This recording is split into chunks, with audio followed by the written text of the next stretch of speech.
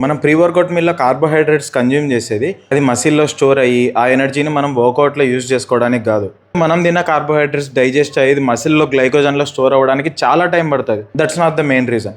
మనం pre workout లేదా intra వర్కౌట్‌లో carbohydrates ఎందుకు కన్జ్యూమ్ చేస్తామంటే, మన బ్రెయిన్ కార్బోహైడ్రేట్స్‌ని డిటెక్ట్ చేస్తది. ఎప్పుడైతే బ్రెయిన్ కార్బోహైడ్రేట్స్‌ని డిటెక్ట్ చేస్తదో, అప్పుడు బ్రెయిన్ ఏమనుకుంటదంటే, ఓకే మనకు ఎనర్జీ అవైలబిలిటీలో ఉంది. సో ఫటీగ్ తొందరగా జనరేట్ అవ్వదు. పర్ఫార్మెన్స్‌కి హెల్ప్ అవుతుంది.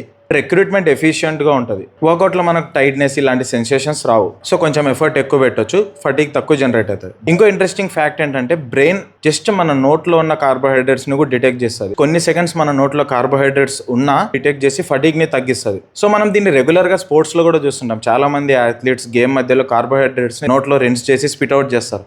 ఎందుకంటే ఫ్యూ సెకండ్స్ ఆఫ్ రిన్సింగ్‌ని బ్రెయిన్ డిటెక్ట్ చేసి ఆ కార్బోహైడ్రేట్స్‌ని ఫటీగ్‌ని కొంతవరకు తగ్గిస్తది. సో అది పర్ఫార్మెన్స్‌కి హెల్ప్ అవుతది. ఒకవేళ మీ వర్కౌట్ 1.5 అవర్ లోపు ఉంటే మీకు ఇంట్రా వర్కౌట్ కార్బోహైడ్రేట్స్ పెద్దగా అవసరం లేదు. ఒకవేళ మీరు ఫుల్ బాడీ సెషన్ లేకుంటే ట్రైనింగ్ సెషన్స్‌కి వెళ్తుంటే 2 అవర్స్ కంటే ఎక్కువ మీ ట్రైనింగ్ సెషన్స్ ఉంటే అప్పుడు మీకు ఇంట్రా వర్కౌట్ కార్బోహైడ్రేట్స్ హెల్ప్ అవుతాయి.